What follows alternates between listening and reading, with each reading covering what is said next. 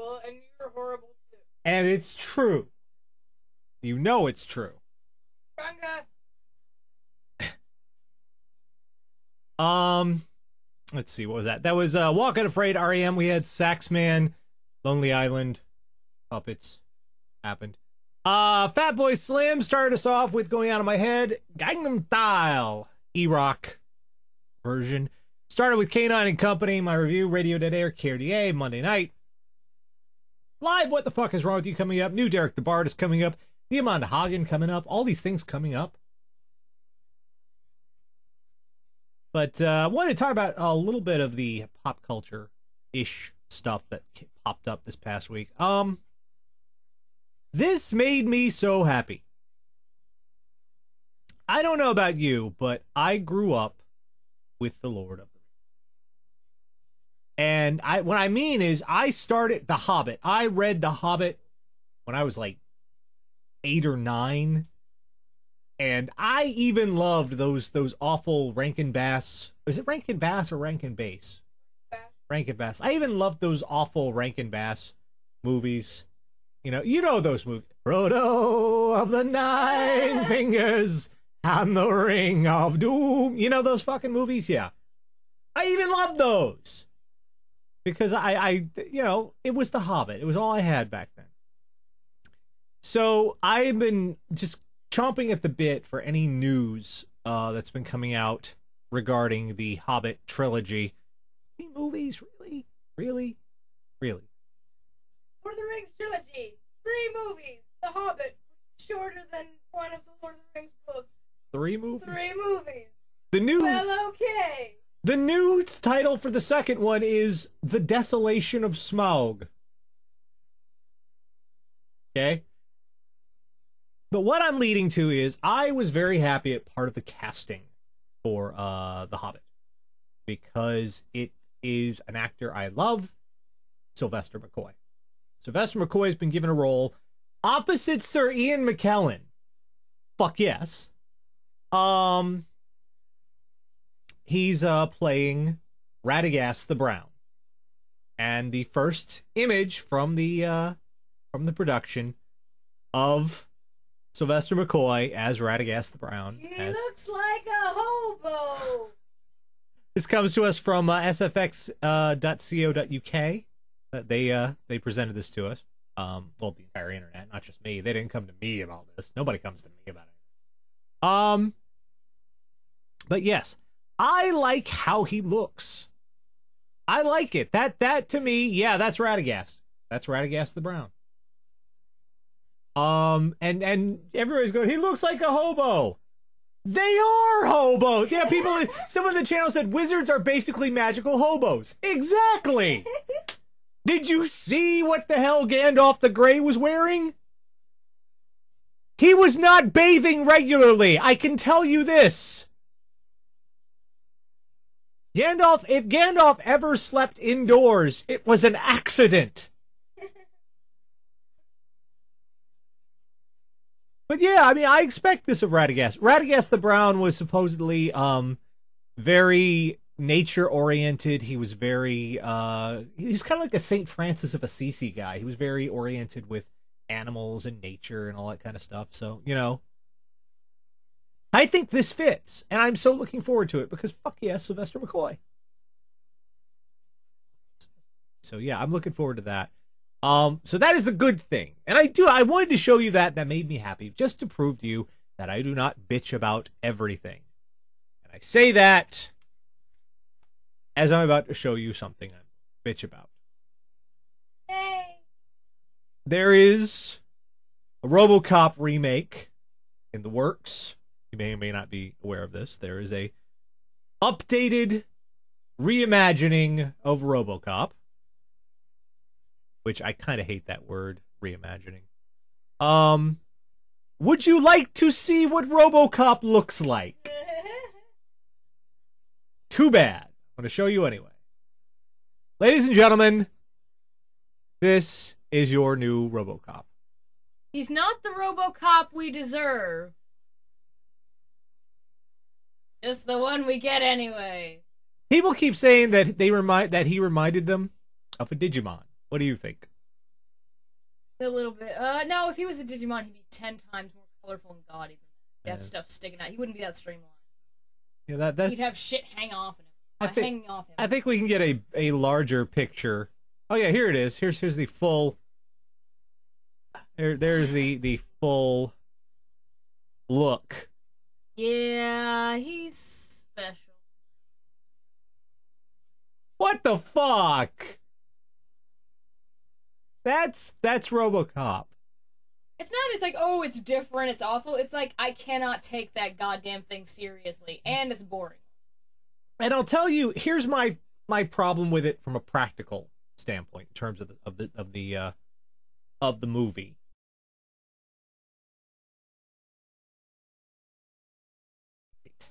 Oh. part of the whole surrounding thing about the RoboCop mythos and all, the social commentary they made about, RoboCop was he was part of Detroit's crumbling infrastructure, part of Detroit dying off. And he looked, like he was built out of an old Buick Skylark. That's it. He was a big, shiny, hunking American machine. And that's one of those things that she was pointing out to me all through Breaking Bad was colors.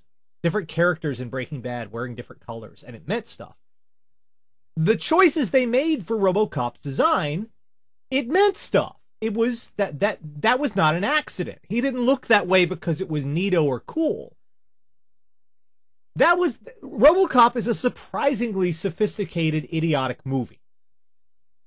Yeah. Because it is very much, it's poking fun at the 80s in America and all of our behaviors, the consumerism, all of that. This RoboCop was built out of a Mitsubishi. He was. Clearly. He was built out of a Mitsubishi. Is he green? No. Is he healthy for the environment? Oh, he might be. Yeah, he might be. I don't mean green like the color. Yeah, he might. Yeah, he might be. But it's a RoboCop for a new age. A stupid age. A stupid age. He looks more like a Power Ranger. It's RoboCop Slim. Yeah, he doesn't look like a Digimon. He looks like a Sentai bad guy, And it. Oh, wait. Did someone find Hi Androman? What is that? Do you know what that is? Hi Andromon? That's just Digimon. It doesn't look like him. It's not. It's too clunky. Nah, See, no, Digimon have shit hanging off them. He's too streamlined. They did. So yeah, it's I already know just by looking at that design that the people making this reimagining have no idea what the fuck they're doing.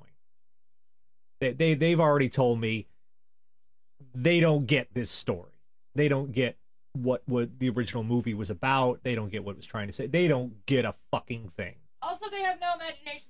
It's cliche, dumb looking. They're totally in the dumb design. Yeah, that's why I'm definitely going to avoid that one. Not because it's the remake, it's bad. It's because just looking at that. Yeah, I know it's not good. I know that the people who made this movie, they can't hear you back there. All the way back there.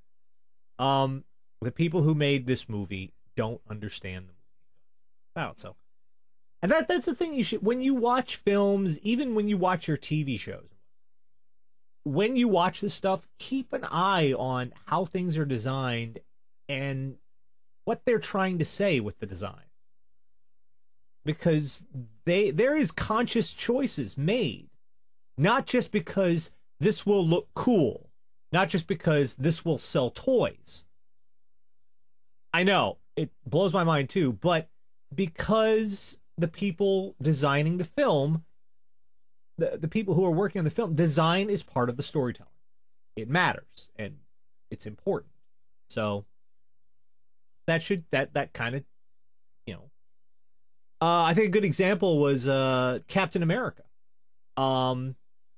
Because they could have gone with the exact Captain America look from the comic books. The wings, and the scale mail and all that.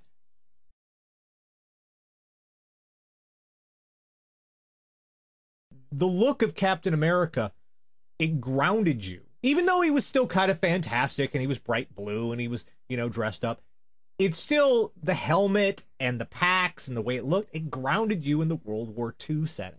So that it's a conscious choice when they do this kind of stuff. So yeah, that's stuff to consider. So yeah, the RoboCop, not impressing. Not impressing. Just saying. One more thing before I get back to requests. The title of the next Star Trek film has been announced. Star Trek Into Darkness. No, I did not say that wrong. No, I did not miss punctuation. It's Star Trek Into Darkness. You have an arm coming out of your ear. I know.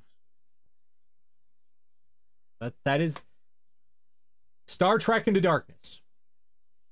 No colon, no semicolon, no space, no dash. No. Star Trek Into Darkness. I'm not sure what that says about the movie or what the effect that's going to have on the movie. It's just weird. I'm looking at that like, do you guys have proofreaders? Or that no Star Trek Into Darkness? It does open up some interesting sequel possibilities. Star Trek Into Dairy Queen. There's one. You can have that one for free. There you go. There's your next sequel. But the question is, do they go for hot eats or cool treats? They're there. Do Spock and Kirk bitch and fight with each other over this one? When does that simply Star Trek Into Mordor? That had to happen. Yeah. That had to happen. Yes.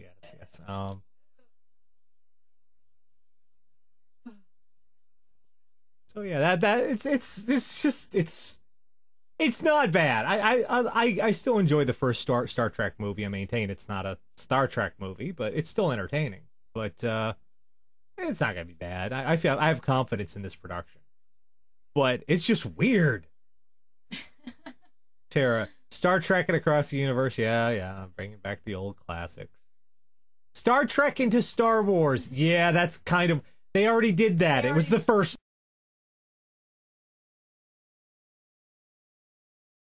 Oh, there you go. You know, one for the kids there. Oh,